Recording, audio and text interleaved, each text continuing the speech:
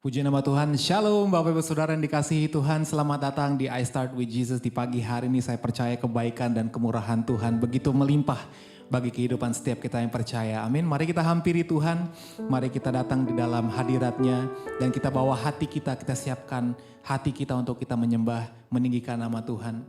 Juga Bapak Ibu Saudara, mari kita siapkan tubuh dan darah Kristus, roti dan anggur yang di tangan Bapak Ibu Saudara, karena nanti kita juga akan masuk ke dalam sakramen tubuh dan darah Yesus.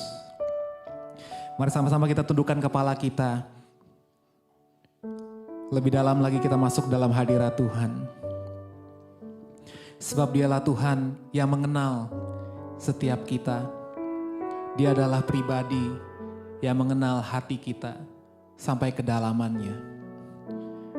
Dia tahu apa yang kita perlukan sebelum kita bahkan memintanya. Dia adalah Bapa yang baik, Bapa yang kekal. Haleluya.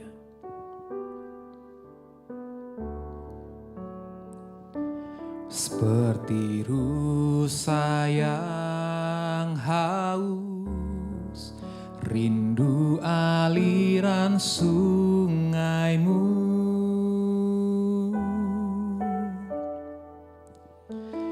Hatiku tak tahan menunggumu.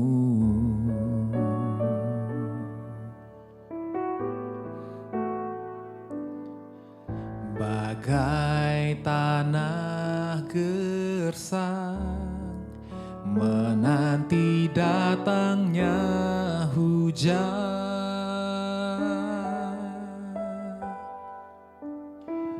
begitupun jiwaku Tuhan,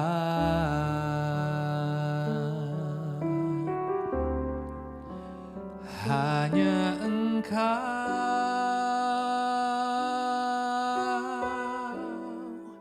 pribadi yang mengenal hatiku. Tiada yang tersembunyi bagimu. Seluruh isi hatiku Kau tahu, dan bawaku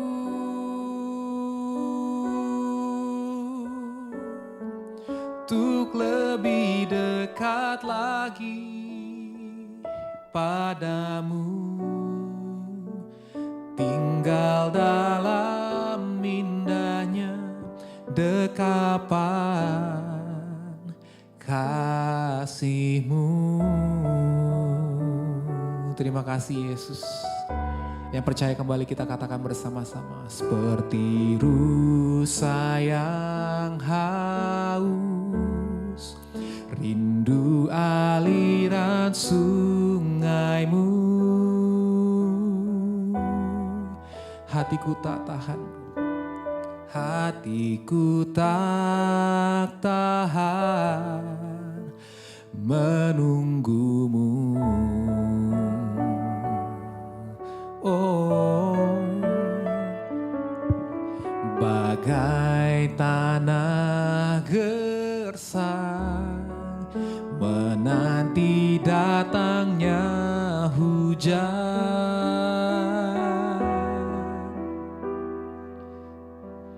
begitupun jiwaku Tuhan, oh, hanya Engkau,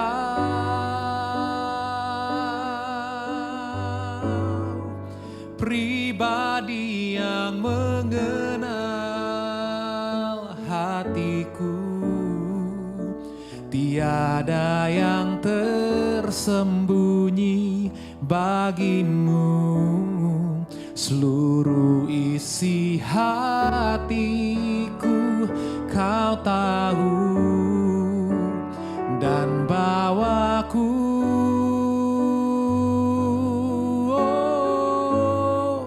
untuk lebih dekat lagi padamu, tinggal dalam indah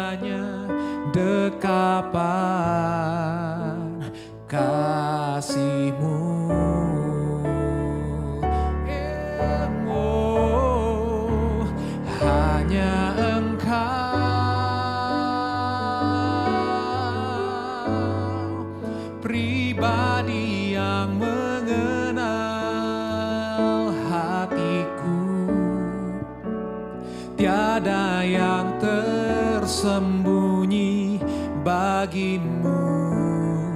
Seluruh isi hatiku kau tahu, dan bawaku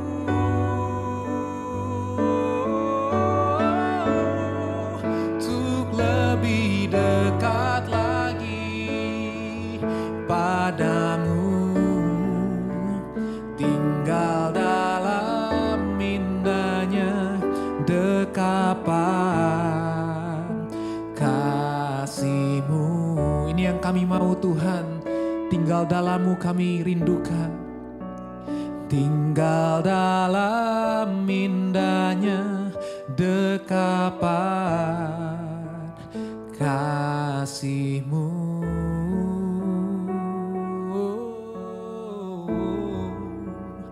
Tinggal dalam indahnya dekapan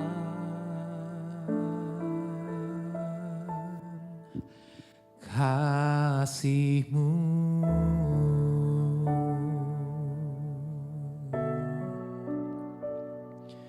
Kami mau tinggal lebih dalam lagi dekat dengan-Mu Tuhan. Oh, sebab Kau Tuhan yang setia, Kau Tuhan yang baik, Yesus Bapa yang kekal.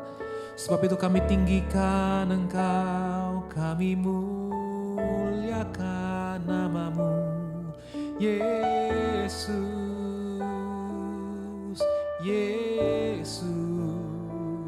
Tiada yang lain seperti-Mu, hanya Engkaulah Tuhan segalanya. Kami tinggikan Yesus, kami agungkan Yesus, nama di atas segala nama, Yesus. Oh, Hosana bagi-Mu, Hosana di tempat yang maha tinggi. Kami agungkan, kami muliakan, terlebih dari segalanya.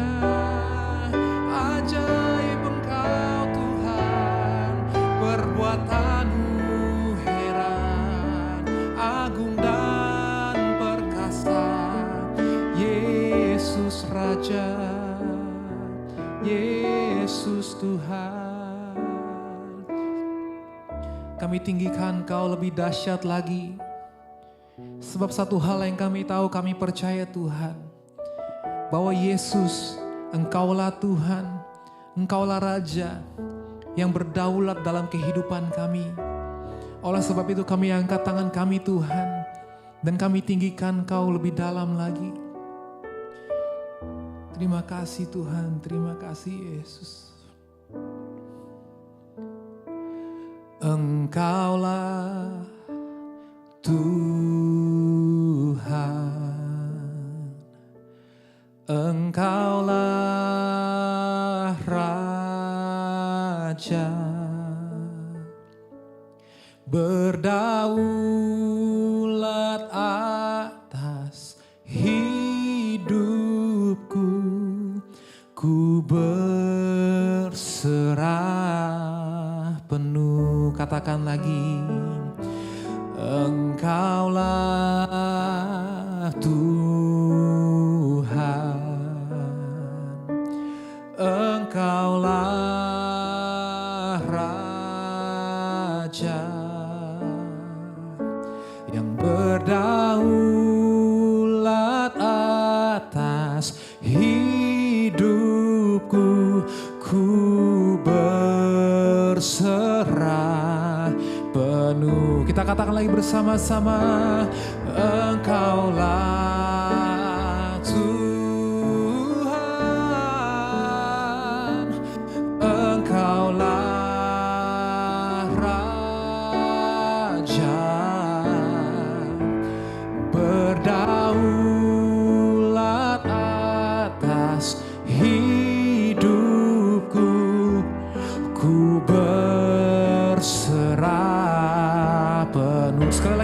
katakan Tuhan, Engkaulah Tuhan,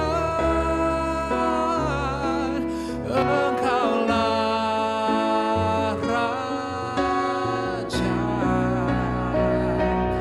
berdaulat atas hidupku, ku berserah penuh. Engkau yang berdaulat bagi kami, berdaulat atas hidupku, ku berserah penuh. Kami katakan lagi, Tuhan, Kau yang berdaulat, berdaulat atas hidupku, ku berserah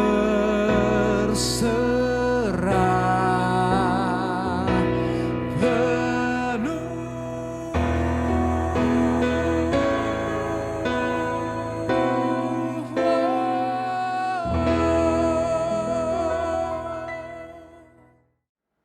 Baik, puji nama Tuhan. Selamat pagi, selamat berjumpa kembali di dalam program yaitu I Start with Jesus. Artinya ketika kita memulai hari ini, kita memulai terlebih dahulu di dalam hadirat Tuhan.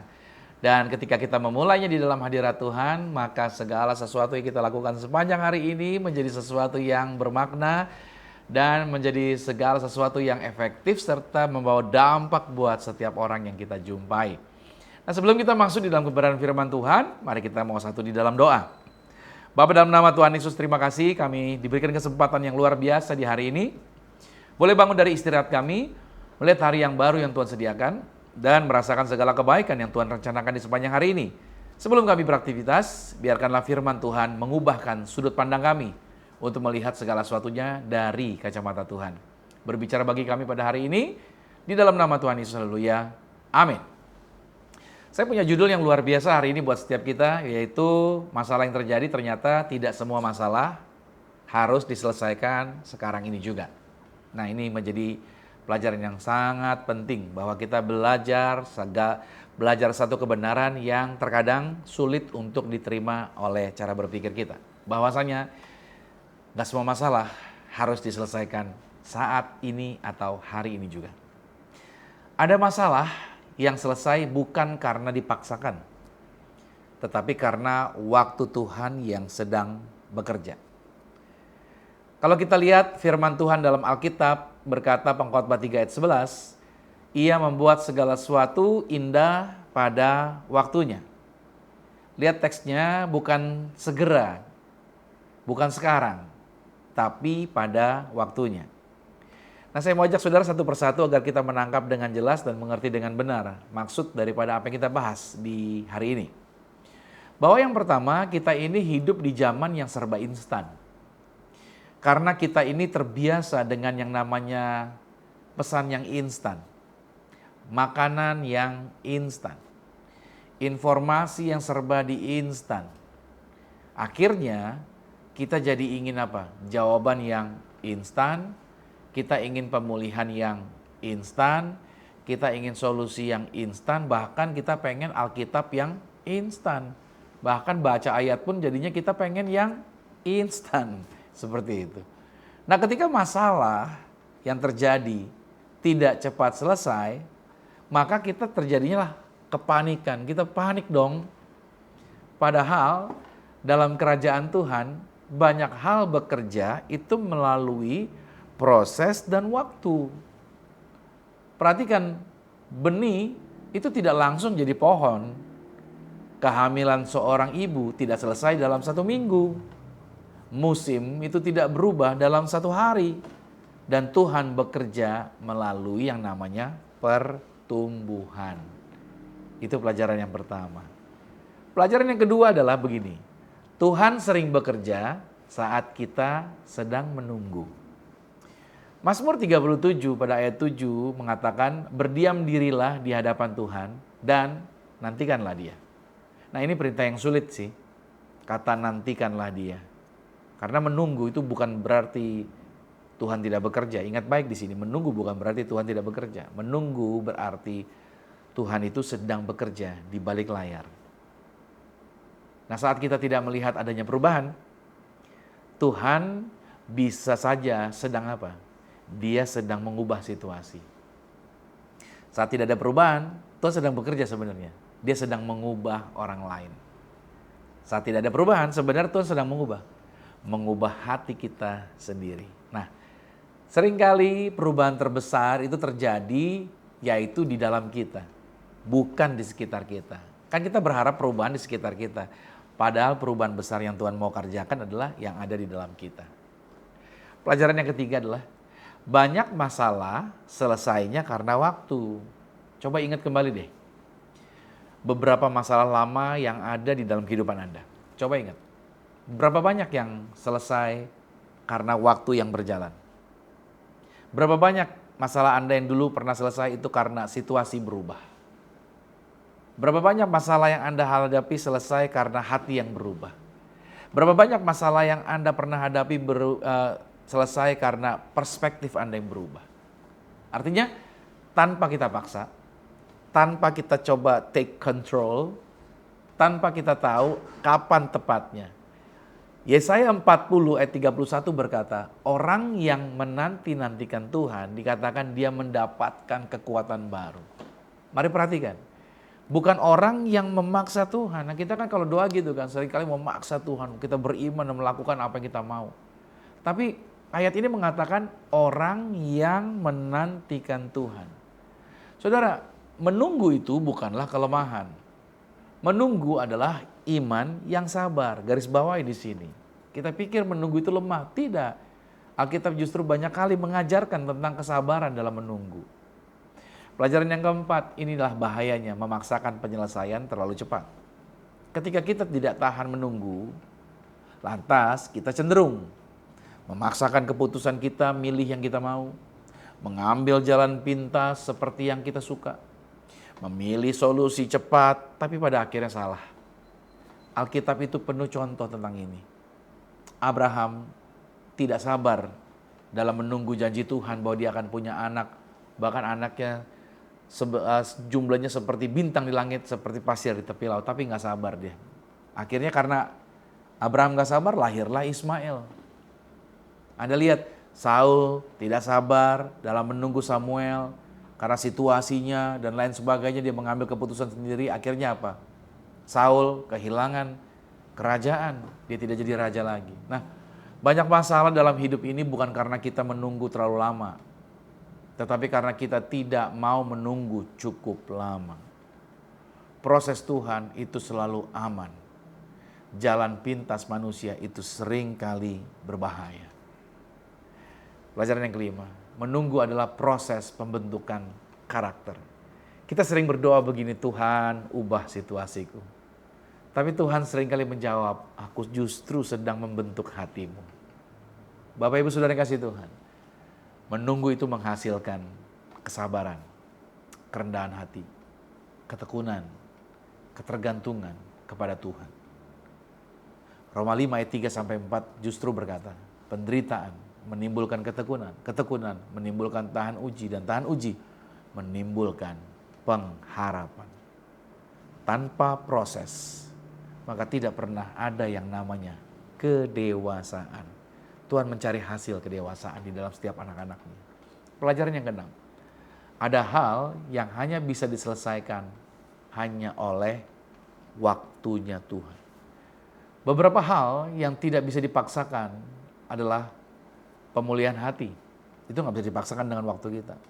Kedewasaan itu tidak bisa dipaksakan. Kedewasaan seseorang.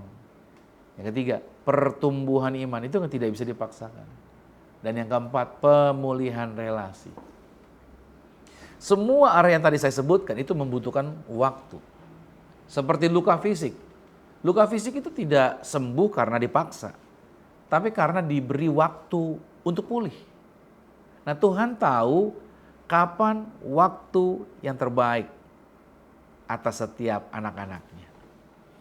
Nah, yang terakhir berarti cara menunggu dengan benar seperti apa? Dengar baik, Menunggu Tuhan itu bukan berarti kita jadi orang yang pasif, bukan ya? Nah, makanya saya mau ajak saudara untuk melihat ini. 3 sikap Anda yang perlu Anda perhatikan saat Anda menunggu jawaban Tuhan. Yang pertama adalah ini, tetap percaya. Ulangi kata-kata ini, tetap percaya. Maksudnya, Tuhan Yesus masih bekerja walaupun kita belum melihat. Tetap percaya. Sama-sama katakan tetap percaya. Amin, tetap percaya. Lakukan yang kedua saat menunggu ini adalah apa? Tetap setia. Terus lakukan bagian Anda. Kalau Anda seorang pelayan, terus layani Tuhan. Walaupun sedang ada masalah, sedang ada jawaban, terus lakukan dengan setia. Apa yang menjadi bagian kita di dalam pekerjaan kita, lakukan di kantor kita. Kita bekerja dengan benar. Lakukan dalam bisnis kita, lakukan dengan benar. Apa yang harus menjadi bagian kita, ayo terus kita lakukan terus menerus. Terus tetap setia itu. Terus lakukan bagian kita dalam kita menunggu jawaban Tuhan. Yang ketiga adalah tetap tenang, artinya tidak panik. Karena orang panik itu akhirnya suka mengambil langkah yang memaksakan diri. Tidak panik berarti tidak memaksa. Dan di sini bagian penting pada saat kita sedang menanti atau menunggu Tuhan. Ya, dalam Yesaya 30 pada ayat 15 berkata, dalam tinggal tenang dan percaya terletak kekuatan. Nah, kekuatan orang percaya itu bukan pada speed, bukan pada kecepatan. Tapi kekuatan orang percaya itu terdapat pada keyakinan atau kepercayaannya kepada janji Tuhan. Saudara yang kasih Tuhan, hari ini Tuhan ingin berkata kepada setiap Anda dan saya, setiap kita yang menyaksikan acara ini, bahwa tidak semua masalah harus selesaikan hari ini. Tidak semua hal harus kamu kontrol. Tidak semua situasi harus kamu paksakan. Beberapa hal akan menjadi indah justru pada waktunya Tuhan, bukan pada waktunya kita. Karena waktunya sudah Tuhan tetapkan setiap hal. Mari berdoa. Tuhan, ajari kami untuk mempercayai waktu-Mu. Beri kami hati yang sabar, iman yang teguh, dan damai saat kami masuk dalam waktu menunggu Tuhan. Kami percaya Engkau sedang bekerja meskipun kami belum melihatnya. Dan kami percaya waktu Tuhan terjadi dan pertolongan kami akan terjadi sesuai dengan waktu yang sudah ditetapkan. Dalam nama Tuhan Yesus Kristus, haleluya. Amin. Kita akan masuk dalam sakramen tubuh dan darah Tuhan Yesus, saudara. Anda boleh siapkan roti dan anggur dari tempat Anda masing-masing. Dan percayalah, jaminan Tuhan, kemurahan Tuhan masih ada sampai dengan hari ini. Mari kita angkat rotinya dan sama-sama dengan saya katakan dalam nama Tuhan Yesus. Inilah roti yang telah turun dari surga. Inilah tubuh Tuhan Yesus Kristus, tubuh yang tergantung di atas kayu salib, yang berikan kami bersama dengan keluarga kehidupan yang kekal di dalam kerajaan sorga. Oleh korban tubuh Kristus, maka mulai hari ini kami menang atas segala virus, menang atas segala penyakit. Dari ujung kepala sampai telapak kaki, setiap sel tubuh kami telah dijadikan baru. Dalam nama Yesus, inilah roti yang turun dari surga. Inilah tubuh Tuhan Yesus Kristus. Mari kita makan tubuh Tuhan Yesus.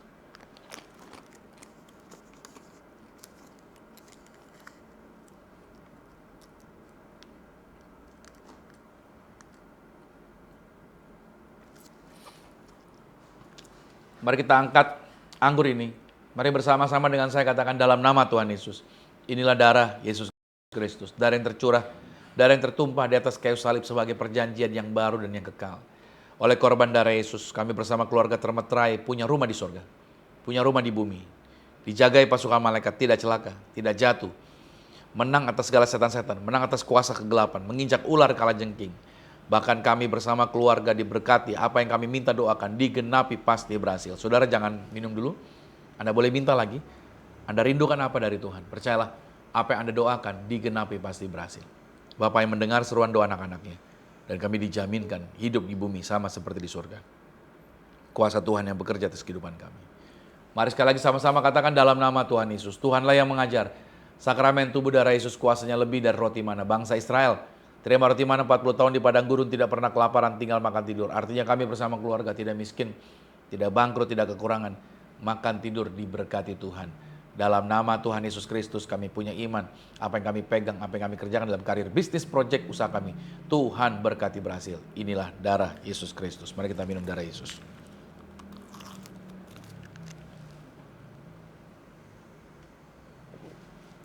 Nah, saudara boleh mengucap syukur buat tubuh dan darahnya.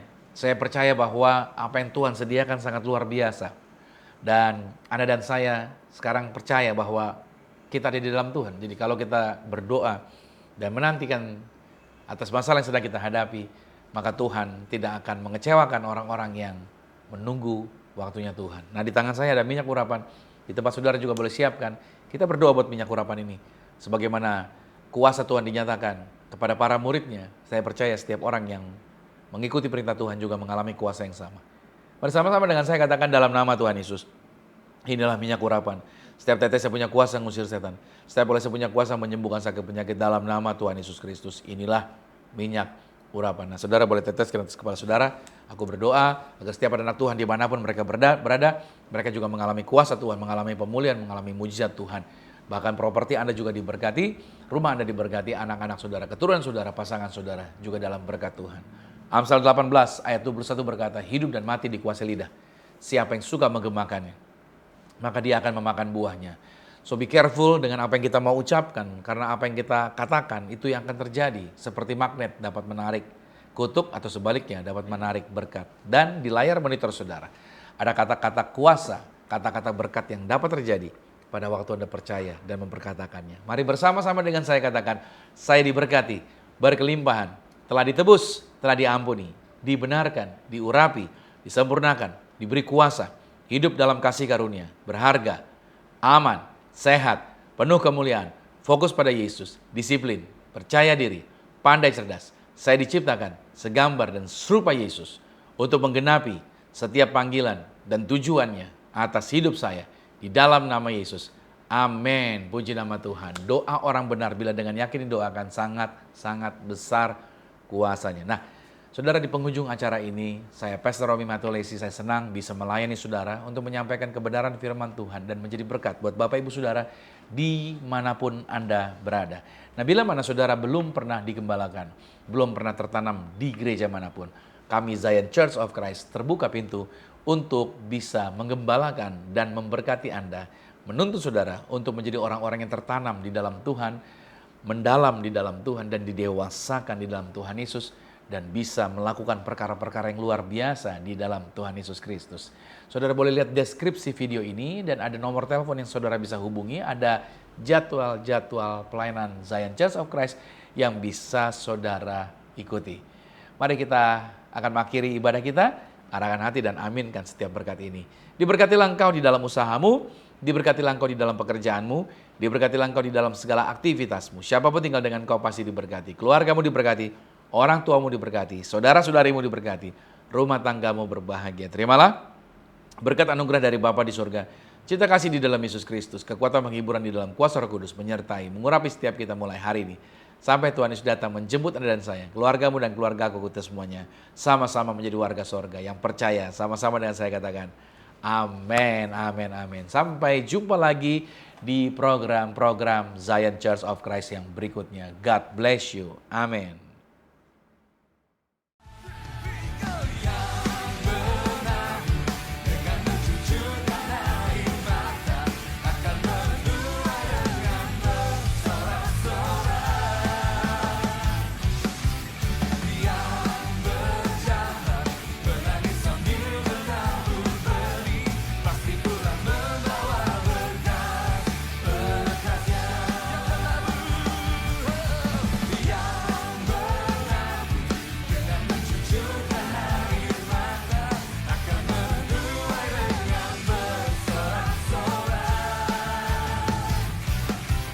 Dia